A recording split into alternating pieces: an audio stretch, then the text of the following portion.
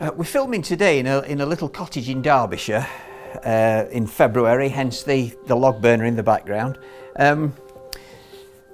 But the photograph I'm working from today has been sent me by the photographer who heads up the team that do all the filming for me. And they're based near Tunbridge Wells, and often you'll see us filming actually in their studio near Tunbridge Wells.